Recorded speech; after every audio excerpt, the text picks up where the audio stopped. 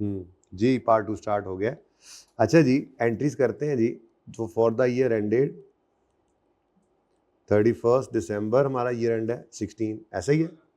30 जून भी हो सकता है ईयर एंड। अच्छा 30 सितंबर भी हो सकता है। अच्छा 31 मार्च भी हो सकता है। वहीं पे आप हिल जाते हैं ना, हिलना नहीं है बस जी।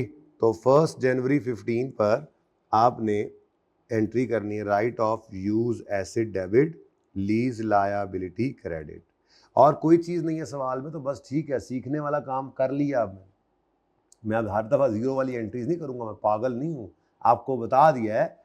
और आप भी पागल नहीं है, जीरो वाली एंट्री पर्चे में कर रहे हैं। आपको ये बताया कि अगर ये आएगा तो ऐसे एंट्री कर लेना, और उसकी वर्किंग भी कर दी। अब नहीं है तो सुकून मारो। 74.59 है तो बस यही है, 95 सॉरी 74.95। ठीक है जी, 15 नहीं 16 है। ये 15 की है, ओके तो नहीं करते ना ये चार। फिर वो चलो, पहले साल की एंट्री ये होनी है, फिर पहले साल का किराया पे होना है, फिर वो छोड़ दो यार। मैं दोनों की करा रहा हूँ, मैं जरा एडवांस वाला सवाल पहली बार आया है, दोनों ही कर लेते हैं, ठीक है ना, कोई नहीं, खैर है।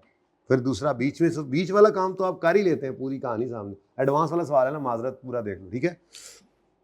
तो यकम जनवरी पर 70 दस दो 74.95। अब अगर रिक्वायरमेंट है ना ये मेरी, तो इसके ऊपर यहाँ टॉप पे क्लियरली लिखा होना चाहिए कि हम डेबिट क्रेडिट जो है वो थाउजेंड्स में ले रहे हैं, लेकर चल रहे हैं, ठीक है, राउंडेड टू नियरेस्ट। और आपने राउंड किया भी है, राउंडेड टू नियरेस्ट 1000 लिख दिया ना।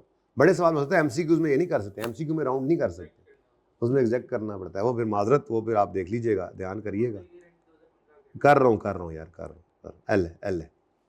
अच्छा अब उसके बाद इसी दिन, मैं असल में ये एंट्री दिखाने तो आया हूँ, इसी दिन राइट ऑफ यूज लटरम पटरम होता कर लेते, इसी दिन ये स्केड्यूल आपको सब कुछ करवाएगा। एंट्री है तो एंट्री कराएगा, एमसीक्यू के एक्सपेंस निकालना, एक्सपेंस निकलवाएगा, आप एक्सट्रैक्ट्स बनवाने, एक्सट्रैक्ट्स बनवाएगा। जैसे हमारी रीवैल्यूएशन की वर्किंग थी, तो सीने से लगा के रखा था उसको हमने, ऐसे ही IFRS 16 का सवाल आएगा, लेसी का सवाल है, और नॉर्मल लीज है, वो शॉर्ट टर्म लो वैल्यू नहीं है, वो तो एक्सेप्ट, वो तो सादी है। तो 12 लीज अगर है तो लीज अगर है तो ये आप इसको सीने से लगा के रखेंगे, ये सब कुछ कराएगा, ठीक है, ओके। अच्छा अब यकम जनवरी 15 को ही ये स्केड्यूल पे लिखा हुआ है सामने, यकम जनवरी 2015 लीज लायबिलिटी डेबिट और कैश या बैंक क्रेडिट। और इंटरेस्ट तो हो, इंटरेस्ट तो बता दो, इंटरेस्ट तो है ही नहीं, लीज लायबिलिटी 10 से डेबिट, इंटरेस्ट 0 से डेबिट। तो क्या है, इंटरेस्ट नहीं है। पहले तो हमें 10 का 10 प्रिंसिपल पे किया, इंटरेस्ट है ही नहीं। ये इसी की तो एंट्री कराने में आया हूँ मैं, इससे रिक्वायरमेंट ज़रा गलत होगी, माजरत। पहला सवाल था, मुझे 15-16 दोनों करने चाहिए थे। चलो मैं करवा दोनों देता हूँ, खैर है। 16 फिर आप डायरेक्ट करना मुश्किल हो शायद पहली बार में, नहीं शायद, लेकिन 2 साल कर लोगे तो डायरेक्ट करना बहुत आसान है। सिखा तो दूँ ना पूरा। तो कितना आ गया जी, 10 मैनू ए 10 है भी 10 ही है, आहो 10। चलो बस कहानी खत्म। हाँ नहीं, फिर भी मारे गए यार। 15 का साल आपने अगले का 74,950 रुपया या उतने रुपए का एसिड इस्तेमाल किया है, तो साल के एंड पे उसका इंटरेस्ट नहीं बन गया था। ये है एडवांस के सवाल का कमाल, ठीक है। तो एडवांस के सवाल में मसला क्या है, फिंगर थंब अप्रोच देखो जरा। एडवांस वाले सवाल का मसला क्या है, यकम जनवरी 15 से 31 दिसंबर 15 तक का इंटरेस्ट 31 दिसंबर 15 के सामने नजर नहीं आ रहा।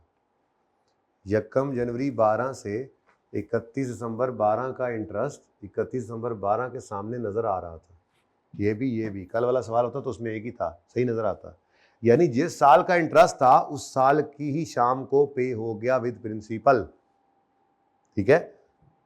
अब प्रिंसिपल तो जिस दिन पे होना है उसी दिन एंट्री होनी है, पेएबल तो जिस दिन पे होना है, कैश आउटफ्लो होना है, उसी दिन एंट्री होनी है। लेकिन इंटरेस्ट एक्सपेंस का तो एक्रूवल बुक करना है कि नहीं करना है, ये एडवांस वाले सवाल का कमाल था, इसलिए इसको अलग से करा रहा हूँ, इसलिए सवालों में ये सवाल रखा, वरना तुम्हें मैं एडवांस का सवाल कराता अगर कुछ ना होता तो। मैं एडा चंगा तो लगता हूँ, यानी आपको कभी यूँ लगा हो कि मैंने एक जैसे 2 सवाल करा दिए हूँ आपको, कभी ऐसा लगा हो? हाँ, आप जैसे चाहे 10 बार उसको करें, ठीक है, एक जैसा नहीं है, ये बहुत बड़ा डिफरेंस है। आपकी बैलेंस शीट में भी एक इंटरेस्ट पेबल अब नजर नहीं आ रहा क्योंकि आपने रिकॉर्ड ही नहीं किया एक्रूअल, ठीक है, चलो कोई बात नहीं, ये आप जिंदगी भर याद रहेगा आपको, ठीक है। और आपने पहली बार सुन लिया, आपको पता नहीं 2-4 दिन, महीना, 6 महीने शायद याद रह जाए, आप प्रैक्टिस करना पड़ेगा आपको अच्छे से। और ऑनलाइन वाले ये तो हैं ही निकम्मे ना, कुछ पढ़ते ही नहीं है। ये तो वो हैं जो लेक्चर्स ही नहीं ले रहे, इकट्ठे कर रहे हैं यार, आखिरी 15 दिन में इकट्ठे बैठ के सारे उड़ा के रख देंगे। और इनको ये पता नहीं है कि रूटीन वाला ये लेक्चर नहीं चल रहा यहाँ पे हमारे, कि कोई ऐसे बैठेगा और बैठ के जैसे 4-5 दिन में फिल्म की तरह देख लेगा। ये तो हम खप रहे हैं, तो जब खोलेगा लेक्चर कहेगा वो मारे गए थे तो बड़ा सारा काम करना पड़ा है। यहाँ पे काम करना पड़ेगा, निकम्मों निकटूं कोई जगह नहीं है यहाँ पे। तो 31 दिसंबर 2015 पे ओ चन माइयो ओ माँ दे ते मेरे लालो नीलियो पीलियो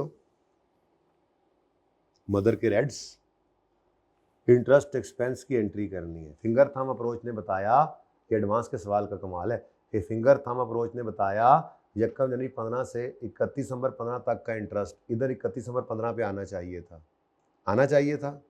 ये दिखाऊं कल वाला सवाल, या समझ आ रही है बात? पक्की बात है, कसम उठाओ। तो 1 जनवरी 15 से लेकर 31 दिसंबर 15 तक का इंटरेस्ट 31 दिसंबर 15 की बजाय अगले साल के पहले दिन 1 जनवरी 16 के सामने नजर आ रहा है।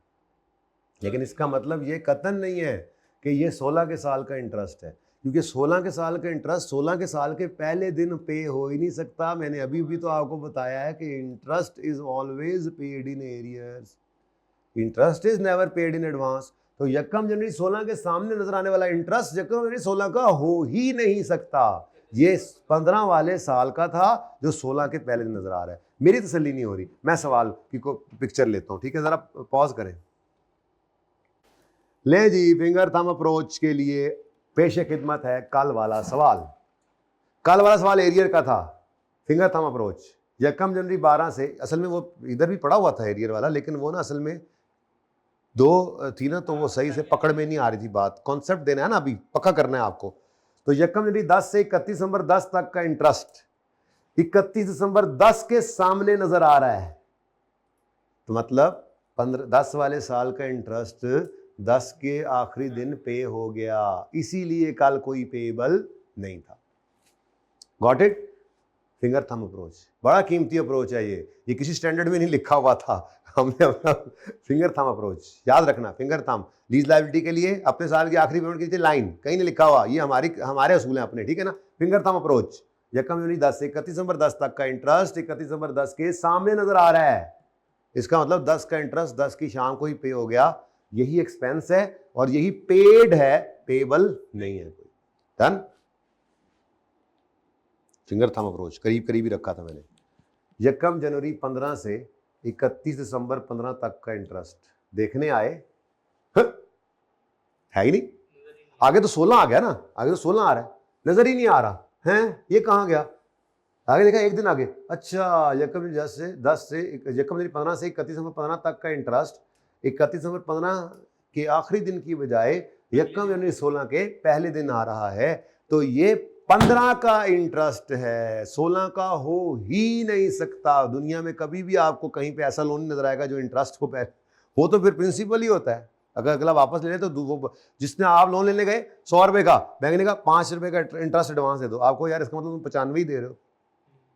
तो interest is never paid in advance. तो ये 16 के साल का इंटरेस्ट 16 के पहले दिन तो नहीं आ सकता, ये तो इम्पॉसिबल है, अनपॉसिबल, गंदी वाली अंग्रेजी, अनपॉसिबल है, ठीक है। तो भाई फिर है क्या? ये है असल में 1 जनवरी 15 से 31 दिसंबर 15 तक का इंटरेस्ट, जो 31 दिसंबर 15 की शाम की बजाय 1 जनवरी 16 की सुबह पे हुआ है। तो ये एक्सपेंस किस साल का है? इसीलिए मैंने फिंगर थंब अप्रोच से इंटरेस्ट एक्सपेंस निकाला है, मैंने लाइन से नहीं निकाला कभी भी, पहले दिन से ही। तो 15 का इंटरेस्ट एक्सपेंस है, 15 में डेबिट करेंगे, पीएनएल में इसको रिकॉर्ड करेंगे, लेकिन चूंकि चूनका ये 31/15 पर पे नहीं हुआ, चना नचा, ये पेएबल है, ठीक है। तो इसकी एंट्री करो फिर 31 दिसंबर 2015 पर interest expense debit, interest payable credit. ये मैंने IFRS 15 इसलिए पहले कराया IFRS 9 से पहले कि वहां पे भी इस तरह की एंट्री दोगे ना इंटरेस्ट की और लोन की, तो जरा यहाँ से लीज लायबिलिटी से हेल्प मिल जाती है। और यही अमोर्टाइजेशन स्केड्यूल ऐसा ही मैंने वहां पे बनवाना था, इसलिए मैं पहले लीज ले आया। IFRS 9 की समझो तैयारी शुरू हो चुकी हुई है, फाइनेंशियल इंस्ट्रूमेंट की भी, मोर्टाइज कॉस्ट वाला, FET OCI वाला, ऐसे ही होंगे इंशाअल्लाह। इंटरेस्ट एक्सपेंस डेबिट, मुझे वेला वाले CA वालों से 2-3 दिन रह गए, तुम लोग देखना मैं तो हशर क्या करता हूँ। मुख्तलिफुल नस्ल काम किया करेंगे हम, अभी तो हमने लैब में भी जाना है, लेकिन फाइनल अकाउंट्स में पहुंचे तब ना। फाइनल अकाउंट्स के 2 सवाल मैंने यहाँ कराने हैं, तो उसके बाद फिर आपके हवाले सवाल, फिर आपका रोज टाइम बनाऊंगा यहाँ पे, आप 1 सवाल रोज यहाँ करके जाया करोगे लाभ में। और कहाँ पे जी 6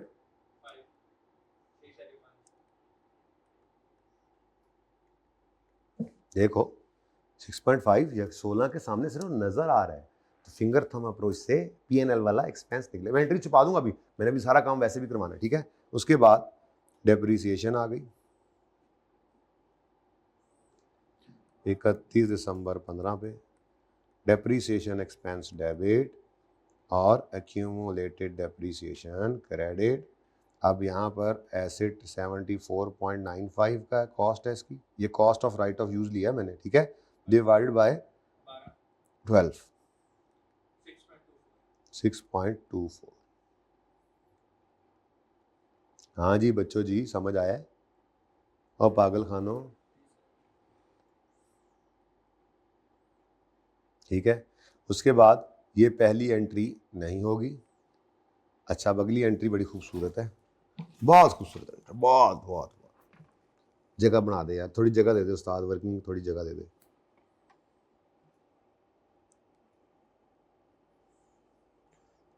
क्योंकि मैंने कंपैरिजन में शो करनी थी, इसलिए मैंने ऐसे की, आपको कोई जरूरत नहीं है। अच्छा जी, अब लो जी शुरू हुआ चाहता है। ख़वातीनो हजरात तवज्जो फरमाएं, हमारा ईयर एंड, एक हजरात तवज्जो फरमाएं, हजरात ज़्यादा ख़वातीन तो नहीं है, एक ही है इस वक्त, 2016। कम से कम 3 हो तो बंदा कहता है ना ख़वातीन, नहीं। अच्छा 6 मिनट गया, आपको लग रहा है मेरा FIR 2 खत्म हो गया? थोड़ा थोड़ा रिलैक्स है, नहीं लग रहा? अभी और होता जाऊंगा जी। पहली एंट्री नहीं होगी, दूसरी एंट्री अब 1 जनवरी 16 पे है। अब इस दिन आपने ये पेमेंट की, तो कैश क्या हो गया जी? कैश क्या हो गया जी? क्रेडिट। और क्या? और ये क्या है जी? प्रिंसिपल, ये लीज लायबिलिटी डेबिट हो गई, कितने से? 3.5 से।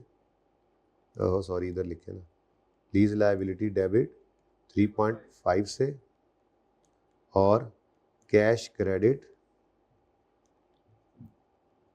3 कैश या बैंक क्रेडिट 10 से। और अब क्या करें? अच्छा हाँ, इंटरेस्ट एक्सपेंस डेबिट 6.5 से। एम आई राइट? नो, तो फिर एंट्री तो सही नहीं है ना। नहीं, एंट्री ये सही नहीं है ना। क्या गलती है बेटा इसमें, आप बताओ। आप क्या गलती है इस एंट्री, मैंने जो एंट्री की है इसमें क्या गलती है? नहीं, कैश तो पे कर दिया बेटा जी, पागल खानो। Yes of course, this is the problem. आपने एक्सपेंस को 2 बार नहीं बुक कर दिया, इसी एक्सपेंस को, सेम एक्सपेंस को तोड़ के एंट्री करनी है, तोड़ कर लो, मुझे मसला नहीं है, लेकिन हम तरतीब क्यों खराब करें? ऐसी एंट्री करते थे कि ये कैश क्रेडिट, ये प्रिंसिपल डेबिट और ये इंटरेस्ट है। अब ये इंटरेस्ट पिछले साल का रिकॉर्ड हो चुका है, इस साल सिर्फ पे हो रहा है, आप तो फिर एक्सपेंस लिख गए हो। गलती नजर नहीं आ रही आप लोगों को? कोई हद हो गई, पता नहीं कहां से आ गए हैं ये उठ के सीए करने और ACCA करने। अवाम, मेरी बातों का बुरा तो नहीं मनाते आप लोग? मना लो, मुझे कोई मसला नहीं है, मैंने तो जैसे चलना है मैंने वैसे ही चलना है। हाँ, पढ़ोगे लिखोगे होगे खराब। Oh sorry. क्रिकेटर्स के लिए यही है सर, अच्छा खेल कूद के बन गए नवाब। बेटा, लेकिन वो देखो ना कितने करोड़ में से कितने बने हैं, तो बाकी जो इस आस में रुल गए हैं वो कितने हैं? सर मेरे एक कजन है चार्टर्ड अकाउंटेंट बना, अगले दिन बहुत हो गया फायदा। हाँ, ये वही आयरनी ऑफ लाइफ है बेटा, आयरनी ऑफ लाइफ है। तो देखो, जो भी आपके सामने है टारगेट ज़रूर करना है, लेकिन यार this is not end of life. एक बात, दूसरी बात, और भी बहुत कुछ है भाई, हमारे सामने मसाइल हैं, और भी बड़े मसाइल हैं। मरने के बाद की ज़िंदगी है, उसके मसाइल भी हैं। वो मरने के बाद की ज़िंदगी ऐसी भी नहीं है कि चलो इस दफ़ा अटैम्प्ट लग गई अगली बार और ट्राई कर लेंगे, वो तो फिर चांस भी एक ही है बेटा। तो बहरहाल अल्लाह हम सबको माफ़ करे, जब अल्लाह से मिलें तो अल्लाह हमसे राज़ी हों। कमियाँ कोताहियाँ तो फिर अल्लाह ने ख़त्म पूरी करनी है हमारी, साढ़े बस होते बाहर है, बहुत गुनाहगार है। देखो आप सब बड़े अच्छे हो, और यही गुमान आपका हर एक के बारे में होना चाहिए, क्योंकि मसला ये है कि मेरे अंदर क्या चल रहा है, मेरी तन्हाइयाँ कैसी हैं, मेरा दिल और दिमाग में क्या चल रहा है। ये चलो तन्हाइयाँ तो फरिश्तों ने देख ली, मेरे दिल दिमाग में क्या चल रहा है मेरे अल्लाह के अलावा कोई नहीं जानता। और मेरी तन्हाइयों में क्या चल रहा है फरिश्तों को भी अल्लाह ने कहा अभी ना बताओ उसको। अगर ये सब मेरा आपके सामने होगा, आप लोग मेरे पास बैठना पसंद ना करो, हर एक का ये हाल है, उसने अल्लाह ने पर्दे डाल दें, तो बस ऐसे ही पर्दे पर्दे में चले जाए और वहाँ भी पर्दे डल जाएँ, तो फजल उसी का चाहिए। हम बड़े कमज़ोर हैं, ठीक है, तो सेहत के हिसाब में तो नहीं, 10 बंदों का खाना खा जाते हैं आप, मैं आपकी बात है, जिम शिम करते हैं आप। तो यकम जनवरी 16 पर बेटा जी आपने 6.5 को पेएबल डेबिट करना है, वरना ये पेएबल तो सारी ज़िंदगी पेएबल ही रह जाएगा और ये एक्सपेंस भी गलत बुक हो जाएगा, ठीक है। उसके बाद 31 दिसंबर 16 पे आए, अब फिंगर थंब अप्रोच फिर आ गई। इसका मतलब ये हुआ कि एडवांस के सवाल के अंदर तो चाहे बैलेंस शीट नहीं भी बनानी, तब भी एक अगली आपको लाइन लिखनी पड़ेगी, क्योंकि आपके साल का इंटरेस्ट आपके साल में नज़र ही नहीं आ रहा होगा, ठीक है। तो फिंगर थंब यकम 16 से 31 16 तक का इंटरेस्ट 31 16 की बजाय और यकम 17 में नज़र आ रहा है, तो ये तो 16 का इंटरेस्ट है, तो इंटरेस्ट एक्सपेंस डेबिट करो, इंटरेस्ट पेएबल क्रेडिट करो। 6.14 हर एक के बारे में ये हमारा क्या चाहिए इसको 6 R1 की एक्स्ट्रा है भाई, 2 सवा 2 बजे है, चलो भागो। हर एक के बारे में बस ये ख्याल हो कि ये हमसे अच्छा है, मैं ये बताना चाह रहा था। आप हर एक के बारे में ये ख्याल होना चाहिए, और है भी असल में ऐसे ही। देखने के लिए अपने अंदर बहुत कोताहियाँ बहुत कमियाँ मौजूद हैं, दूसरों के अंदर खूबियाँ हैं इतनी ज़्यादा, दूसरों की खूबियाँ देखनी चाहिए, अपनी खामियाँ। हम उलट हो गए हैं, हम उलट हो गए हैं, हम दूसरों की खामियां देखते हैं, शैतान ने ऐसा धोखे में डाला, और अपनी खूबियां देखते हैं, खुद पसंदी में मुब्तला हो गए। बेटा बहुत ख़तरनाक बात है, अल्लाह हमारे हाल पर रहम करे, मेरे हाल पर रहम करे, ठीक है। बाकी साहब तो आप तो बड़े अच्छे हैं मेरे से। 31 दिसंबर 2016 माशरा सारा बिगड़ी सी वजह से गया, माफ़ी वाला खाना कोई नहीं, माफ़ कर दें, 2-4 मिनट रुक जाएं कुछ कहने से पहले, सब ओके हो जाता है, थोड़ी देर में गुस्सा उतर जाता है। तबाही फेरी हुई है हर तरफ, छोटी छोटी बातों पे, वो खाला से नाराज़, कोई पुप्पो से नाराज़, कोई चाचा से नाराज़, साल हर साल हो गए, बहुत बड़ी वईद है इस पर। तो छोड़ें यार, कोशिश करें, चेंज लाना है तो इसको तब्दीली इसको कहते हैं। पता नहीं हम कौन सी तब्दीली की तलाश में फिर रहे हैं आजकल। ओके सर, हमने ना आपसे ACCA करने की फ़ीस देकर उसके पैसे दिए हुए हैं, तो वो काम करें, आपने भी अल्लाह को जवाब देना है। यू आर एब्सोल्युटली राइट, अगर आप ये दिल में सोच रहे हैं तो। नहीं सोच रहे तो मैं कह रहा हूँ कि चलो वापस अपनी मकसद वाली बात पे चलते हैं, ठीक है जी। ये एंट्रीज़ हैं आपकी, एडवांस का सवाल हो तो ओके बेटा। अच्छा, अब मैंने छुपा देना है जी इन एंट्रीज़ को, क्योंकि आप बड़े तेज़ हैं, आप एंट्रीज़ को देख के एक्सट्रैक्ट्स पे झाती मार लेते हैं। तो इन एंट्रीज़ को बल्कि ये इधर ही पड़ी रहने दो, इनको छुपाना आसान है। मेरा वन नोट चल रहा है, इसमें बस मैं साइड पे लगा दूंगा उसको। अब थोड़ा सा इसका पार्ट 2 इंशाल्लाह मैं कल रिकॉर्ड करूंगा मेरे बच्चों, पार्ट 2 कल रिकॉर्ड करेंगे, ठीक है। हाँ सॉरी, पार्ट 2 आ गया, ओ नो। चले फिर कल वाले लेक्चर के अंदर इसको मैं कंक्लूड करूंगा, जो ये हैंड आउट है, और IS 10 भी करा दूंगा। कल का मतलब अब मंडे है ना, ठीक है। और सेल एंड लीज बैक भी मंडे को कर लेंगे, लेकिन मंडे ट्यूसडे वेंसडे क्योंकि मेरी क्लासेस हैं, CA वालों की आखिरी क्लासेस हैं 2 सब्जेक्ट्स की, कॉस्ट मैनेजमेंट अकाउंटिंग की और फाइनेंशियल रिपोर्टिंग 1 की, तो वो ख़त्म करते हुए टाइम चूँकि मेरा ज़्यादा उधर लगना है, तो मैं आपको ज़्यादा नहीं, शायद 1 घंटे ही पढ़ा सकूँ। तो उसी तरह से हम एक एक पार्ट कर लेंगे, एक पार्ट एक दिन, एक पार्ट दूसरे दिन। तो होपफुली मंडे ट्यूसडे ये 2 दिन में IFRS 16 ख़त्म हो जाएगा। टाइम शाम का रखना पड़ेगा हमें, दरमियान में तो मुझे सांस लेने का टाइम भी नहीं होना। तो क्या नाम है जी, AFL था हमारा भाई, AFL we are missing you, statement of comprehensive income के एक्सट्रैक्ट्स हैं, और SOCI लिख दिया ना, आपको पता है एक्सट्रैक्ट्स है। कौन कौन से साउल्स हैं, साउल्स कौन कौन से साउल्स, 15 एंड 16। मैं 15 भी बनाऊंगा इंक्लूडिंग कंपैरेटिव, मेरा प्रैक्टिस कराना चाह रहा हूँ। अब अगेन रिवाइज करो बेटा, हर दफ़ा रिवाइज करना है। क्या अगर लेसी का सवाल है, नॉर्मल लीज है, अब बाद में नॉर्मल लीज भी ऐड होने लग गई है, पता नहीं भाई, पता नहीं और क्या चीज़ आनी है, जहन बना रहा हूँ ना। अगर लेसी का सवाल है और नॉर्मल लीज है, तो PNL में इंटरेस्ट एक्सपेंस आएगा लीज लाइबिलिटी का, और डेप्रिसिएशन आएगी राइट ऑफ यूज़ की। ये जब भी आपने सवाल करना है, जब भी कोई सवाल करना है, दिमाग में इसको रिवाइज कर, एक सवाल 10 बार करो, ये रिवाइज करके करो, समझो आपने 10 सवाल किए। ये मैं बात बता रहा हूँ, ठीक है ना। खैर आपने हर बार कम से कम इसको बोलना है। तो डेप्रिसिएशन आसान लग रहा है मुझे, इस सवाल में कुछ भी नहीं था, यूज़ में सिर्फ क्या चीज़ है, PV ऑफ LP, यही है राइट ऑफ यूज़ में, ठीक है। तो इसी को पकड़ो 74.95, और यूज़फुल लाइफ, और सॉरी लीज टर्म है सिर्फ, वो कितनी है 12, तो यही हमारी डेप्रिसिएशन आ गई दोनों सालों की, ठीक है जी।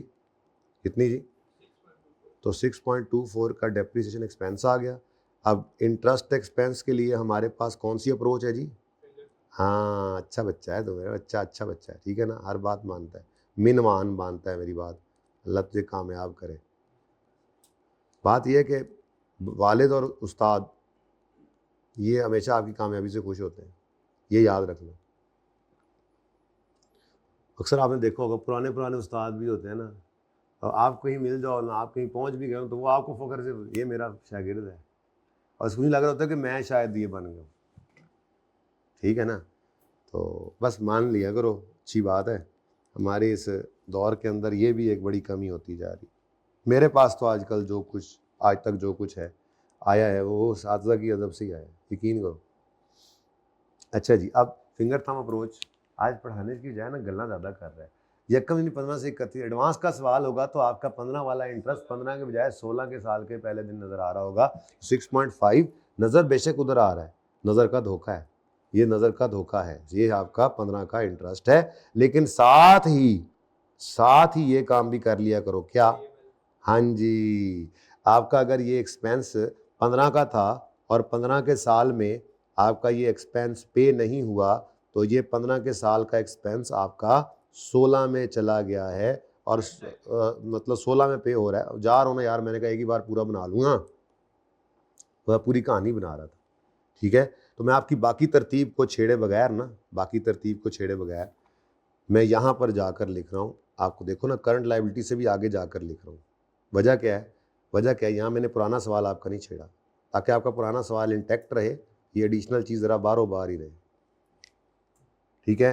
तो ये जो 6.5 है, इसकी आपने एंट्री की थी ना, मैं वो एंट्री तो दिखाना नहीं चाह रहा आपको, मैं कह रहा हूँ देखो, आपको अगर 15 के साल का इंटरेस्ट 15 के साल पे होता नज़र नहीं आ रहा, तो 15 में पेबल है, तो बैलेंस शीट में दिखाओ, है कि नहीं। तो उस्ताद ही होता है, तुमने भी सवाल तो किया था, लेकिन उस्ताद ने तुम्हें फिर सही करा दिया ना, तो तुम ये बड़ा उस्ताद है यार, तुम है, पेबल लिख कर ही था, तुमने तो तुम्हें सोचा ही नहीं था लिखना, तो दूर की बात।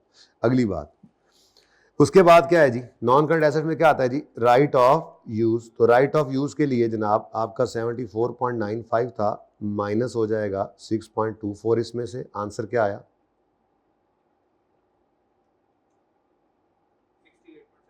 68.71। ठीक है जी। और उसके बाद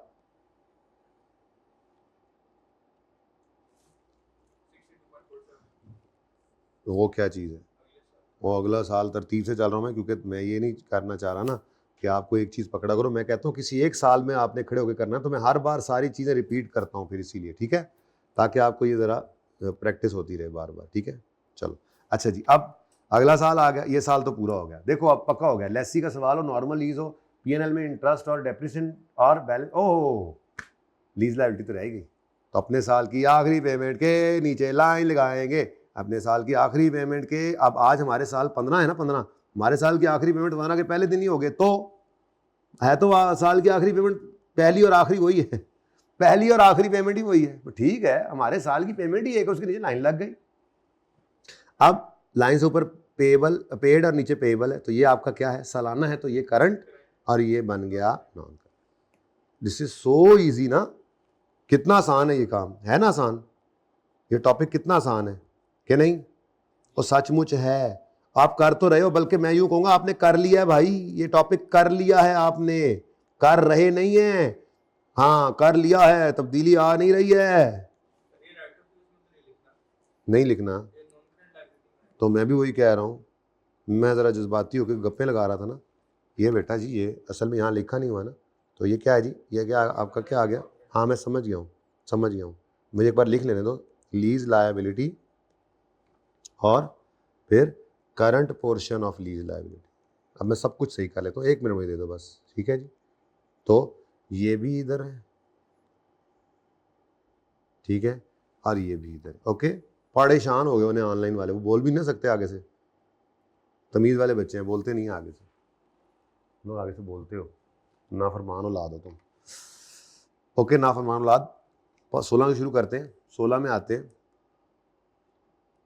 रूहानी अब्बा की, असल की तो अल्लाह ना करे कभी हो, अल्लाह ना करे कभी हो, ठीक है।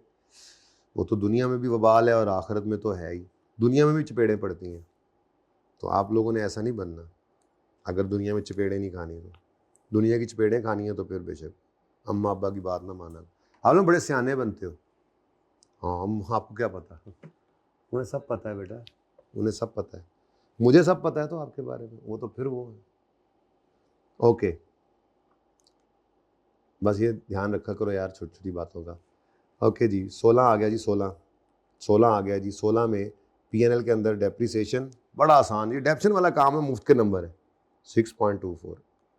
इंटरेस्ट के लिए फिंगर थंब अप्रोच ना भी आसान कर दिया। 16 का इंटरेस्ट है तो 16 के सामने नहीं नजर आ सकता, वो 17 के पहले दिन पड़ा हुआ है 6 पॉइंट। अब स्पीड तेज हो गई हमारी, अब हम एमसीक्यू आए, अब आए एमसीक्यू, वो 5 सवालों वाला आ जाए, आ जाए, हाँ हाँ एमटीक्यू आ जाए, कोई मसला है।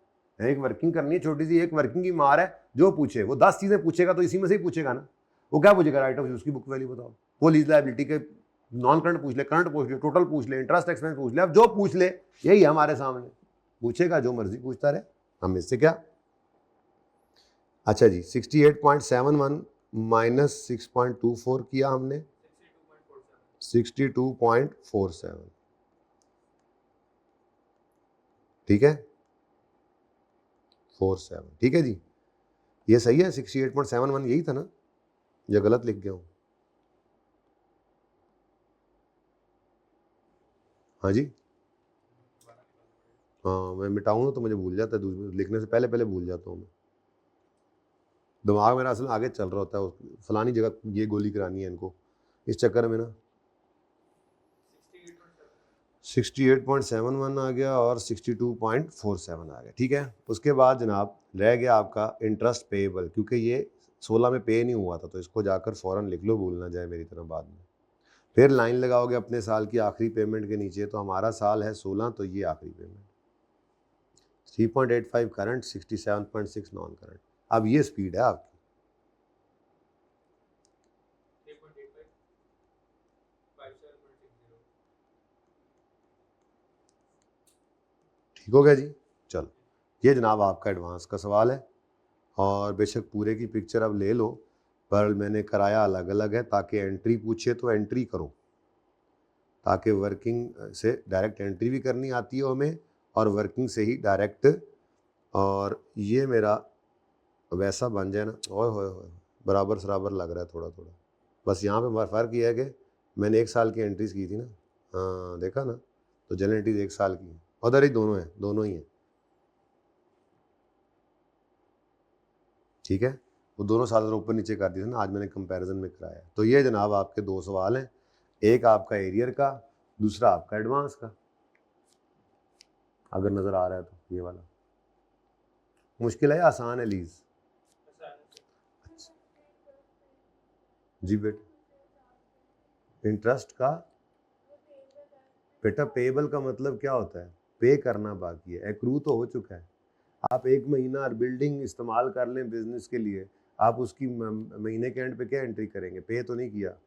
आप 31 दिसंबर का सैलरी एक्सपेंस बनता था 10 लाख रुपए सारे एम्प्लॉयज़ का, आपने उसको पे 5 जनवरी को जाके करना है, तो क्या आप 5 जनवरी को उसकी एंट्री करोगे? नहीं। एक्सपेंस की एंट्री तो एक्रूवल की, क्योंकि एक्सपेंस का एक्रूवल ना बुनियाद में पढ़ाया जाता है बचपन में असल में आपको, तो उसमें ये बताया जाता है आपको एक्सपेंस के रिकॉर्ड करने के लिए कैश की पेमेंट होना ज़रूरी नहीं है, बल्कि उसका इनकर होना ज़रूरी है। आपके एम्प्लॉयज़ ने आपको सर्विस दे ली 1 महीना, आपने सैलरी पे कर दी, तो salary expense debit cash credit करो। पे नहीं की तो सैलरी एक्सपेंस फिर भी डेबिट होगा और पेएबल क्रेडिट, सैलरी पे। आपने बिल्डिंग इस्तेमाल कर ली, आपने पेमेंट कर दी, तो rent expense debit cash credit कर दो, नहीं किया पेमेंट नहीं की तो rent expense debit payable credit. Interest एक पूरा साल आपने बैंक से लोन लेके पैसा इस्तेमाल कर लिया, साल के एंड पे इंटरेस्ट दे दिया, तो interest expense debit cash credit करो, नहीं भी पे किया तो interest expense debit interest payable credit. फिर जब आगे पे होगा तो पेएबल डेबिट कैश क्रेडिट, क्योंकि एक्सपेंस का रिकॉर्ड होना या इनकम का रिकॉर्ड होना ये कैश से नहीं है। एक्रूवल बेसिस ऑफ अकाउंटिंग ये बेसिक पिलर है जिसके ऊपर हमारी फाइनेंशियल स्टेटमेंट्स खड़ी हुई हैं। 2 बेसिक पिलर्स हैं, एक्रूवल बेसिस ऑफ अकाउंटिंग और going concern assumption. Got it? अच्छा जी, अब एक मामला है हो गया हमारे साथ। वो मामला ये हो गया कि ये सवाल अब आपको ट्राई करना पड़ रहा है, क्योंकि मैंने मिसाल के तौर पे देखो, मैंने तो आपको पढ़ा दिया लीज, अब अगर मैं आपको यहाँ पर छोड़ देता और पर्चे में ये सवाल आ जाता, तो मैं कह सकता था मैंने लीज कराया था बेटा, तुम्हें तो कॉमन सेंस यूज करनी चाहिए थी। तो देखो जरा, लीज कमेंस हो रही है 1 अप्रैल को, लीज टर्म है 3 इयर्स, एनुअल रेंटल्स एरियर में पे होते हैं, 31 मार्च को पहला रेंट पे होगा 30,000, इंटरेस्ट रेट है 15%, और रिक्वायरमेंट है जर्नल एंट्रीज करो फॉर द ईयर एंडेड। ओ, ये जनाब मसला क्या आया है? मसला आया है कि हमारा फाइनेंशियल ईयर एंड और लीज का ईयर एंड ये डिफरेंट हो गए हैं। लीज चलेगी 1 अप्रैल से 31 मार्च और हमारा साल 1 जनवरी से 31 दिसंबर। इसको कहते हैं mid of the year entry into lease, किसी वक्त में भी दरमियान में आज। अब इसमें क्या करेंगे? बस इसमें ये करना है, आपने भूल जाना है कि आपका ईयर एंड क्या है, और सारा सवाल आपने ऐसे करना है। जब एंट्री देखो, अब जैसे अब ये आपने कर लिया, ठीक है, ये आपने कर लिया, अब मिसाल के तौर पे 1 अप्रैल से 31 मार्च, फिर 31 मार्च, फिर ऐसे चलेगा ना सवाल। अब आपका ईयर एंड 31 दिसंबर 10 पे आ गया, तो आप कहोगे ये तो इंटरेस्ट है 1 जनवरी से 1 अप्रैल से 31 मार्च का, मेरे लिए तो ये इसमें सिर्फ 9 महीने रेलेवेंट है, तो एंट्री करते हुए 9 महीने निकालोगे। ये भी सवाल मैंने खुद कराना है, टेंशन नहीं लेनी, लेकिन पहले आपने करना है। ठीक हो गया? अच्छा, इसके बाद अपने कैपलन को खोलना है आपने, और उस कैपलन के अंदर आपने लीजेस को खोलना है और इसको पढ़ना शुरू कर देना है। यहां से पढ़ते जाना है, पढ़ते जाना है, पढ़ते जाना है, टेस्ट स्टूडेंट अंडरस्टैंडिंग करते जाना है, पढ़ते जाना है, करते जाना है, पढ़ते जाना है, करते जाना है, पढ़ते जाना है, करते जाना है। शॉर्ट टर्म को छोड़ देना है, ये यहां से छोड़ देना है, ठीक है, ये इसको छोड़ देना है। नहीं, mid of the year entry, चलो ये भी मैंने जो कराना है तो चलो इसको भी बाद में ही पढ़ लेना, फिर से ठीक है, सही कह रहे हो, ठीक है। तो इस short life low value acid से आगे आप ना जाएं, यहाँ तक आपने सब कुछ कर लेना है।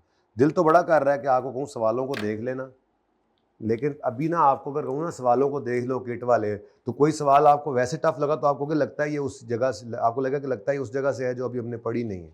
इसलिए फिलहाल किट को रोक दो, एक दिन और दे दो। सेल एंड लीज बैक भी करा लूँ, मिड ऑफ द ईयर का सवाल कराऊंगा मंडे को इंशाल्लाह आते साथ, फिर सेल एंड लीज बैक करा दूंगा। हो गया तो फिर अभी IAS 10 फिर आज नहीं हुआ, बेचारा रहता रह रहा है, तो हो गया अगर सेल एंड लीज बैक तो फिर मैं आपको खुली रुख्सत दे दूंगा, जाओ जितने सवाल मिलते हैं दुनिया के करो फिर अपने अपने, लेकिन F7 के SBR के नहीं करने अभी, ठीक है ना। मैं जो पढ़ा रहा हूँ पर्चा इससे पिछले और ये वाले कर सकते हो, इससे आगे की बात नहीं, ठीक है। वो भी हो जाएंगे, ऐसी बात नहीं है।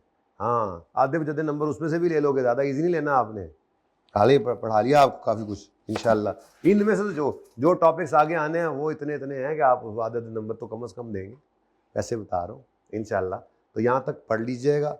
ये सवालों को एक बेहतर है कि आप इन तीनों सवालों को एक सिटिंग में करके फिर चौथे सवाल को ट्राई करिएगा। पांचवा छठा सवाल कुछ नहीं है, ये मैं आपको बताऊं, इसमें कुछ भी नहीं है। आपको ज़रूरत नहीं है तो ना करें, मैं तो उनको कह रहा हूँ जिन्होंने किए ही नहीं पहले। एक सिटिंग में करने से बेहतरी आएगी, लेकिन कुछ बहुत आसान है। तो अब इधर देखो, इसके अंदर मैंने आपको बताना है कितने साल की लीज जो है, कितने साल पे एसेट को डेप्रिशिएट करना है। यहाँ पे वो रूल बताना है यूजफुल लाइफ और लीज टर्म वाला, इसलिए फ़िलहाल आपके सवालों में ये है नहीं।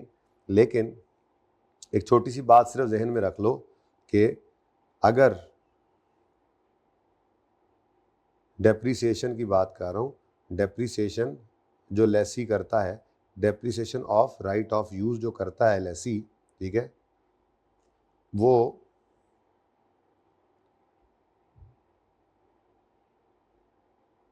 अगर तो लेसी को ओनरशिप ने ट्रांसफ़र हो जाना है at the end of lease, ownership will not transfer, अगर ओनरशिप में ट्रांसफ़र नहीं होना टू लेसी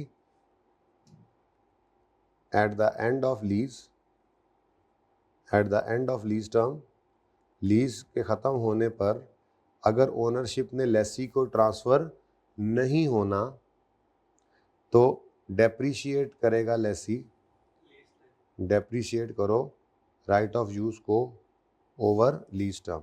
सादा सी बात है, ओवर लीज टर्म, ठीक है। और अगर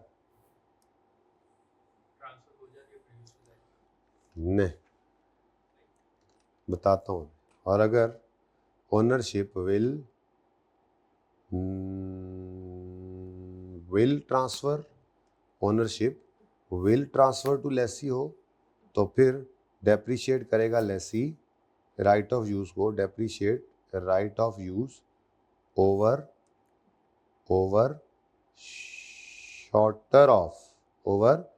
शॉर्टर ऑफ लीज टर्म और यूजफुल लाइफ। अब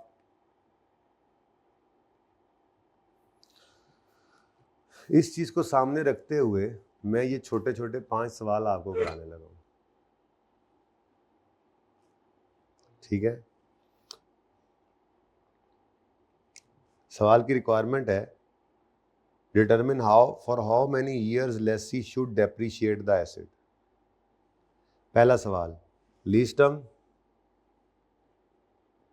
जी, लीज टर्म कितनी है? 6 साल की, ओके। और यूजफुल लाइफ 7 साल है। अब देखो भाई, एक एसेट से फ़ायदा तो आना, ये साथ में वैसे ये भी लिखता गया, खैर चलो। अब एसेट से फ़ायदा तो आना है आपको, कहाँ लिखूँ आंसर, यहाँ पे लिख देता हूँ। डेप्रिसिएशन के लिए ये फॉर्मूला यूँ लिखते जाएंगे, डेप्रिसिएशन निकालनी हो तो राइट ऑफ यूज़ को डिवाइड करना है। अच्छा देखें जी, अगर आप कहते हैं जी कि मुझे जो है वो एक एसेट मिला है जो सिर्फ 6 साल के लिए मिला है, उससे फ़ायदा तो 7 साल आना है, लेकिन ओनरशिप ने ट्रांसफ़र लेसी को, ओनरशिप ने ट्रांसफ़र ही हो जाना है, तो इसका मतलब ये तो फिर क्या बन गया, ओनरशिप विल ट्रांसफ़र। अब विल ट्रांसफ़र है तो फिर लीज टर्म को क्या करना, लीज टर्म चाहे 6 साल भी है, एसेट तो 7 साल हमें फायदा देगा, तो फिर हम इसको किस पे डिवाइड करेंगे, 7 ईयर। नहीं समझ आई? उधर आपने शूटर ऑफ लिखा था। मैंने गलत लिखा है, फिर इसको उलट लिखा है। ओनरशिप, अगर ओनरशिप विल नॉट ट्रांसफर हो तो शॉर्टर पे करना है। आई एम सॉरी, ओके, मैं उलट लिख गया ना, मैं पहले इस तरफ लिखता था तो मैं वो पता नहीं क्या सोच के विल को विल नॉट कर गया। और अगर ओनरशिप विल ट्रांसफर हो तो फिर तो भाई आपका ही एसेट है, तो डेप्रिशिएट करो राइट ऑफ यूज को ओवर। ओनरशिप में ट्रांसफर ही है तो फिर कोई सवाल ही पैदा नहीं होता, फिर तो ये आपका ही एसेट है, फिर किस पे रिकॉर्ड कर लो, फिर डेप्रिशिएट करो यूजफुल लाइफ। ठीक है, डन हो गया, सॉरी। अच्छा, अब तस्वीर वाले दोबारा तस्वीर कहेंगे, पिछले वाले को डिलीट भी कर दें, ऑनलाइन वाले को डिलीट कर दें। अच्छा, सही है, उन्होंने पहले नहीं बनाई होनी। ओके, नाउ अब सवाल में ओनरशिप ने ट्रांसफर हो जाना है लेसी को लीज टर्म के एंड पे, तो भाई 6 साल नहीं 7 साल ही हमारे पास है, डन हो गया। अच्छा, आगे बढ़ो। लीज टर्म 8 साल है, लड़ाई कहाँ पड़नी, राइट ऑफ यूज को डेफिसिट करने की बारी आएगी तो हम कहेंगे 1 मिनट जी बताते हैं। तो राइट ऑफ यूज को डेफिसिट करना था, नीचे लिखा हुआ है जी लीज टर्म 8 साल है, यूजफुल लाइफ 10 साल है। At the end of lease term lessee has option to purchase the asset on payment of 9 lakh. The fair value of machine at the end is expected to be 14 lakh. अब वैसे तो हर कोई इस तरह के ऑफर को एक्सेप्ट कर लेगा ना कि चलो यार एंड पर जो आना है तो 9 का खरीद के ही 14 का बेच दूंगा, नहीं भी यूज़ करना तो एनीवेज। लेकिन फिर भी खुद से डिसीजन नहीं लेना, अब सवाल खुद बताएगा, लेसी से पूछेंगे हम जाके, लेसी लेसी लेसी लेसी क्या इरादा है, करेंगे, ये सुनेंगे तो फिर हम कहेंगे okay now ownership will transfer. It is reasonably certain that at Inception, start में खड़े होकर ही लेसी से पूछा हमने, लेसी क्या करोगे, करेंगे, इसने बोला क्या करेंगे, ठीक है करेंगे, तो फिर एक्सरसाइज द ऑप्शन, तो फिर हमारे लिए ओनरशिप, इसका मतलब क्या है, ओनरशिप विल ट्रांसफर है, ये भी क्या है, ओनरशिप विल ट्रांसफर, क्योंकि उसने ले ही लेना एसेट। अच्छा, एक और बात, अगर फेयर वैल्यू 14 लाख है और ये भी 14 लाख ही होता, फिर क्या करेंगे, नहीं ना लेते, नहीं, आपसे पूछेंगे हम आके, लेसी क्या करोगे, सर ले ही लूंगा, फेयर वैल्यू भी मिल रहा है, 1 साल और इस्तेमाल भी कर लूंगा, नहीं लूंगा, दोनों में सवाल क्लियर बताएगा क्या। अगर आपको असल मसला क्या है, अगर परचेज ऑप्शन है तो फिर ये पूछना है लेसी से जाके, लेसी क्या करोगे, ले लूंगा। अगर ये कह देता है तो फिर परचेज ऑप्शन भी लीज पेमेंट में ऐड करना पड़ेगा वो फॉर्मूला में, ठीक है।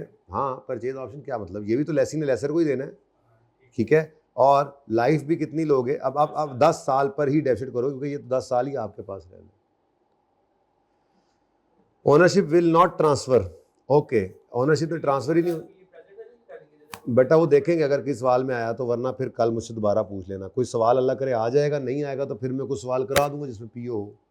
मैं आपकी किताब में नज़र नहीं आया वैसे ये, लेकिन सादा बात है, लीज पेमेंट का असल फार्मूला है down payment plus rental plus purchase option या जीआरवी। अब बात बहुत आगे निकल जाएगी, फिर सादा बात है, अगर पीओ होगी तो वो भी लीज पेमेंट में ऐड कर दोगे, उसकी भी प्रेजेंट वैल्यू निकालोगे, और वो साल के लाइफ के एंड पे होनी है। छोड़ो इस बात को, फिलहाल है नहीं ना तो जाने दो, फिलहाल सादा बात, अगर ओनरशिप विल नॉट ट्रांसफर हो तो राइट ऑफ यूज की कॉस्ट को डिवाइड करो किस पर, शॉर्टर पे। अब दोनों में शॉर्टर क्या है, 12। भाई चाहे वहां पर 14 साल तक जो है वो एसिड फायदा देने वाला हो, लेकिन आपको एसिड मिला ही 12 साल के लिए, ओके। आगे कहता है जी लीज टर्म है और यूजफुल लाइफ है और सवाल चुप है, अब क्या करें, नहीं हम यू ना बोला करो हम शॉर्टर लेंगे, हम ये करेंगे, आप ये बोला करो ओनरशिप विल ट्रांसफर या विल नॉट। अभी दोबारा कभी भी ऐसे नहीं बोलना मेरी क्लास में, हाँ सादा बात। डेप्रिसिएशन के लिए रूल जब पूछूंगा तो आपने कहना है ownership will transfer, ownership will transfer है तो फिर यूजफुल लाइफ ही है, और अगर विल नॉट ट्रांसफर है तो फिर शॉर्टर है। ये पूरी बात करना, डायरेक्ट नहीं बोलना मेरे सामने आज के बाद कभी, मैं बता रहा हूँ। ओनरशिप विल ट्रांसफर या विल नॉट ट्रांसफर, क्यों? सवाल क्यों कर तो क्या करें? तो वापस ले जाएगा अपना। नहीं तो विल ना कर लें, विल ट्रांसफ़र ना कर लें, अज्यूम ही करना है ना। नहीं जब खरीद रहा होगा तो बताएगा। ये पक्की बात है जी, ठीक है, कि अगर सवाल साइलेंट होगा, इफ़ साइलेंट, तो आपने क्या अज्यूम करना है?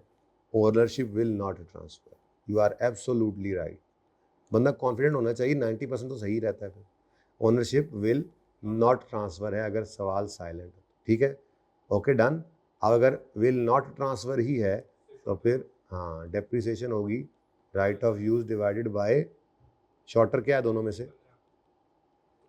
चले अगला सवाल है, तो सेम क्वेश्चन है, यानी कि ये साइलेंट है, इस केस में भी साइलेंट है और इस केस में भी साइलेंट है, इसलिए हम दोनों में क्या अज्यूम करेंगे? ओनरशिप विल नॉट ट्रांसफ़र वाला केस है, ठीक है ना जी? ओके। अब डेप्रिसिएशन करनी है तो राइट ऑफ यूज़ को किस पे डिवाइड करोगे? अब यहाँ पे आके ना, घर पे जाके जब आपने सोचना तो आपने कहना ये कैसे हो सकता है, हाउ इट इज़ पॉसिबल कि आपने एसेट 5 साल फ़ायदे देगा लेकिन आपने उसके 8 साल पर लीज़ करा लिया है, ये हो सकता है? नहीं, एसेट बिल्कुल ठीक है, कहीं लिखा ख़राब होना है, एम ख़राब करा दे तू एसेट, मुझता कॉन्फिडेंस भी चंगा नहीं होता बेटा जी, ये बिल्कुल मुमकिन है। और इसमें होता क्या है, इसमें होता ये है, 1:30 बज गया, नमाज का टाइम हो गया, इसमें होता ये है कि आपने एसेट तो लिया, 5 साल का फ़ायदा देने वाला था वो, लेकिन आपने लेसर को कहा यार मेरे पास ना पैसे ज़रा कम है, तो मेरी किस्तें 8 साल की कर दो, मैं 8 साल में पैसे दे दूंगा आहिस्ता आहिस्ता कमा के। It is quite possible. तो बहरहाल रूल तो ये है, ओनरशिप विल नॉट ट्रांसफ़र हो तो फिर आपने शॉर्टर पे करना है, और शॉर्टर क्या है? 5 साल, ठीक है? Okay done. यहाँ से हमें पता लग गया डेप्रिसिएशन का भी रूल। अब वो पढ़ोगे तो ये आ जाएगा। हाँ, मैक्सिमम जो है लीज टर्म की बात जो है वो शायद करे तो समझ ना आए कि लीज टर्म में ओरिजिनल पीरियड भी हो सकता है और एक्सटेंशन वाला टाइम भी हो सकता है, तो वो मैं इंशाल्लाह आपको अब फिर मंडे को कराऊंगा। ओके जी, अल्लाह हाफिज़।